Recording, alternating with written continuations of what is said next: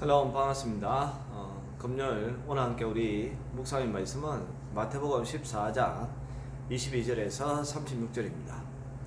예수께서 즉시 제자들을 재촉하사 자기가 무리를 보내는 동안에 배를 타고 앞서 건너편으로 가게 하시고 무리를 보내신 후에 기도하러 따로 산에 올라가시니라.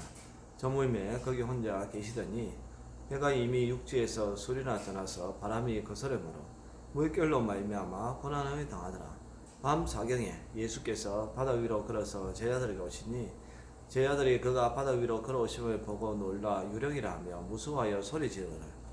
예수께서 즉시 이르시되 안심하라 나니 두려워하지 말라. 베드로가 대답하여 이르되 주여 만일 주님이시거든 나를 명하사 물 위로 오라 하소서 하니 오라 하시니 베드로가 배에서 내려 물 위로 걸어서 예수께로 가되 바람을 보고 무서워 빠져가는지라 소리 질러 이르되 주여 나를 구원하소서 하니 예수께서 즉시 손을 내밀어 그를 붙잡으시며 이르시되 믿음이 작은 자여 왜 의심하였느냐 하시고 배에 함께 오르매 바람이 그치는지라. 배에 있는 사람들이 예수께 절하며 이르되 진실로 하나님의 아들이었소이다 하더라. 그들이 건너가 게네사렛 땅에 이르니 그곳 사람들이 예수이신 줄 알고 그 근방에 두루 등자하여 모든 병든 자를 예수께 데리고 와서 다만 예수의 옷자락이라도 손을 대게 하시기를 간구하니 손을 대는 자는 다 나음을 얻으니라. 아멘.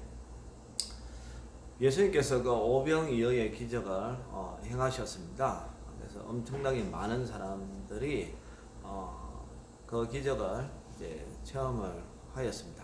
그래서 이제 무리들이 계속 이제 예수님 주위에 남아서 예수님의 말씀을 더 듣고 싶어하고 또 기적을 체험하고 싶어하고 그렇게 했지만 이제 예수님은 또 다른 이제 사역지를 향해서 가야 되고 또 자기를 기다리고 있는 또 다른 사람들, 복음을 듣지 못하는 사람들에게 복음을 전해야 되기 때문에 예수님은 이제 다른 지역으로 가려고 했습니다. 그냥 이 무리들이 예수님을 보내주지 않으니까 예수님이 먼저 제자들을 재촉을 해서 이제 배를 타고 건너편으로 가게끔 했는데요. 그리고 나서 이제 예수님께서 무리들을 갖다 설득해서 각자 집으로 돌아가게끔 했습니다. 그 다음에 이제 예수님께서 하신 일이 뭐냐면 오늘 23절에 보니까 기도하러 따로 산에 올라가셨다. 여러분 지금 예수님의 몸의 상태는 거의 녹초라고 할 수가 있습니다. 종일 사람들을 대하고 그들에게 복음을 전하고 병든 자를 고쳐주고 또 이제 오병이어의 그 기적까지 행하셨으니까 그 신체적으로 얼마나 피곤하겠습니까? 그냥 누우면 잠이 들 수밖에 없는 그런 상태입니다. 그럼에도 불구하고 예수님은 기도하러 따로 산에 올라가셔서 거기 혼자 계시면서 기도하셨다라고 말씀하고 있습니다. 우리 믿음의 사람들은 세상 사람들하고 살아가는 방식이 다른 것 중에 하나가 기도입니다. 세상 사람들은 시간이 남아야 여가 시간을 정인다든지 또 신앙 활동을 한다든지 그렇게 하지만 그러나 우리 믿음의 사람들은 바쁘면 바쁠수록 더 하나님 앞에 가까이 가야 되고 하나님과의 만남의 시간을 가져야 됩니다. 예수님은 마가복음에서는 새벽 미명에 기도하러 산에 가셨다라고 기록되어 있고 또 제자들을 선택하기 전에 중요한 뭔가 순간이 있을 때에 하나님 앞에 기도하셨고 저와 여러분이 잘 알다시피 십자가를 짊어져야 되는 그런 고난의 순간에 겟세마네 동산에서 기도하신 예수님.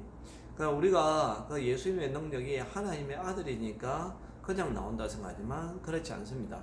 예수님은 하나님과 동시에 완전한 인간이시기 때문에 그가 인간으로서 자기 삶의 문제를 극복하고 또 영적으로 회복하기 위해서 예수님은 이렇게 하나님 앞에 기도하는 삶을 살았다는 사실입니다. 우리도 내 일이 아무리 바쁘고 힘들고 육체적으로 지친다 할지라도 내 시간이 너무나 촉박하게 일들이 쌓여있다 할지라도 우리는 기도하는 시간을 빼앗기면 안 됩니다. 종교개혁자 마르틴 루터가 자기는 할 일이 너무 많기 때문에 하루에 3시간 이상 기도하지 않으면 안 된다 라고 그렇게 고백하였던 것처럼 우리도 예수님처럼 바쁘면 바쁠수록, 내가 힘들면 힘들수록 더 기도하는 사람들이 될 수 있기를 바랍니다. 그래서 이제 제자들이 먼저 배를 타고 이제 갈릴리 그 호수를 쭉 가고 있는데, 성경에 보니까 바람이 거슬렸다. 그래서 물결이 일어나가지고 고난을 당하고 있었다. 아마 이제 이 물결이 파도가 엄청나게 치니까 그 파도 치는 것에 의해서 배가 휘청휘청 거렸을 것이고, 또 일부는 그 물이 그 배 안으로 들어오고 그렇게 했을 것입니다. 이제 이 제자들은 여기서 이제 우리가 죽게 되는구나, 이제 우리 인생 끝났다라고 생각을 했겠죠. 근데 오늘 성경에 보니까 밤 4경이면 오전 3시에서 6시 정도 되는 아주 그 칠흑 같은 어둠이 있는 그 시간입니다. 그때에 이쪽 한편으로는 제자들이 고난을 당하고 있는 그 시간에 예수님께서 바다 위로 걸어서 제자들이 오셨다는 거죠. 그것을 제자들이 보고 막 이 스크린 막 그냥 그들이 비명을 질렀습니다. 유령이다라고 이야기를 한 겁니다. 뭐 아마 저와 여러분들이라도 이런 상황이라면 어느 누가 그 예수님 보고 바로 예수님이라고 알아볼 수 있었겠습니까? 그러니까 이 예수님을 마치 유령처럼 그렇게 생각을 한 거죠. 그때 예수님께서 안심하라, 두려워하지 마라, 나다 라고 이제 이야기를 합니다. 예수님은 바다 위로 걸어오시는 그런 기적을 갖다가 보여주셨는데, 이제 제자들이 처음에 유령으로 알았지만 그 다음에 이제 예수님이 나니까 두려워하지 말라고 하니까 그때서 예수님을 바르게 보게 된 거죠.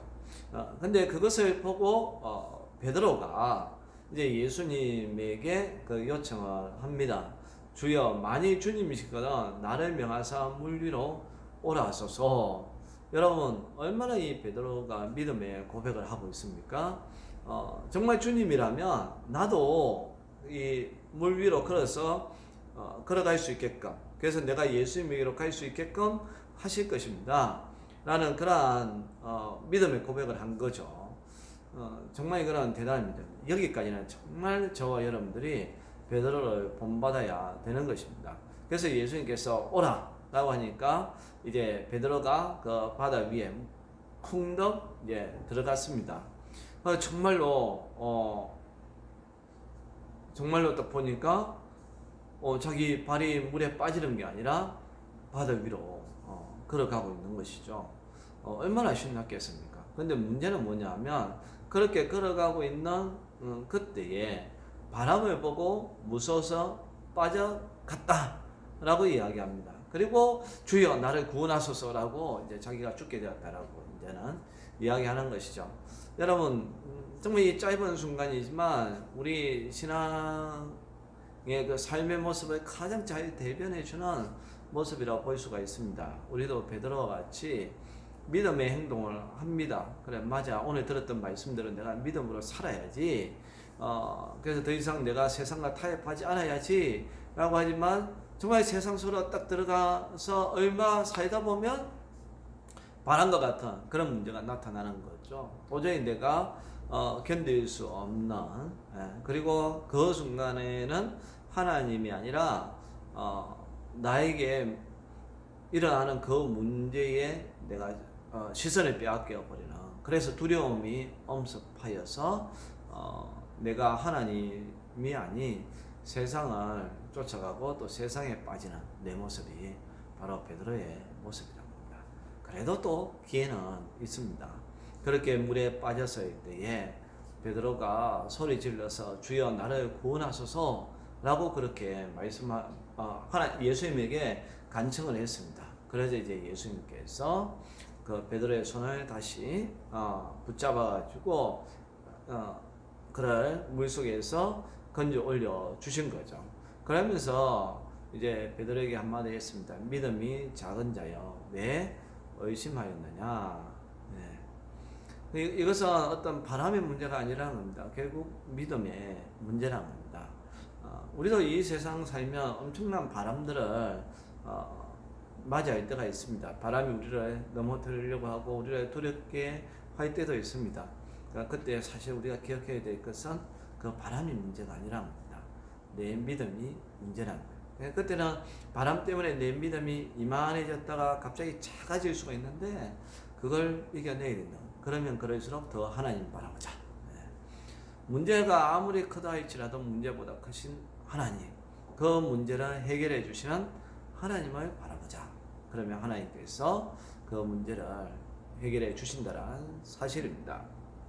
그래서 이제 이런 일이 있으니까 배에 있는 제자들이 다 예수님에게 무릎을 꿇고서 진실로 하나님의 아들이다 라고 고백을 하는 것을 볼 수가 있는 것이죠.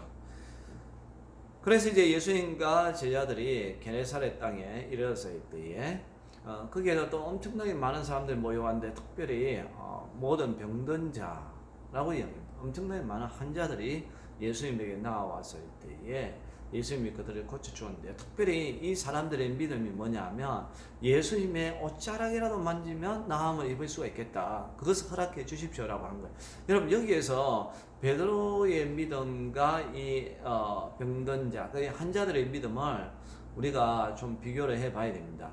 아까 예수님께서 베드로 보고 믿음이 작은 자여라고 했잖아요. 근데 지금 이 환자들, 병든 자들은 어떤 믿음입니까? 예수님의 그 옷자락만 만져도 나음을 입겠다라는 그 믿음이 있었던 거예요. 그래서 이 환자들의 믿음은 큰 믿음이라는 거예요. 대단한 거죠. 우리도 바로 이 환자들 같이, 이 병든 사람들과 같이 예수님의 그 옷자락이라도 만져도 우리는 나음을 입을 수가 있다. 겨자씨만한 믿음만 있어도 우리는 구원받을 수가 있고 어떤 일이든지 해결할 수 있다라는 그 믿음. 그러기 위해서는 우리 시선을 세상이 아니라 하나님에게 고정을 해야 된답니다. 오늘 하루 저와 여러분들이 하나님 앞에 늘 기도하는 사람, 그리고 어떤 문제가 있다 할지라도 문제를 바라보는 것이 아니라 하나님을 바라보고 또 이 병든 사람들이 예수님의 옷자락을 만져도 구원받겠다, 고침받겠다라는 그 믿음을 가졌던 것처럼 주님이 하시면 된다라는 그 믿음으로 승리하는 삶을 살아갈 수 있기를 주님의 이름으로 축원합니다. 감사합니다.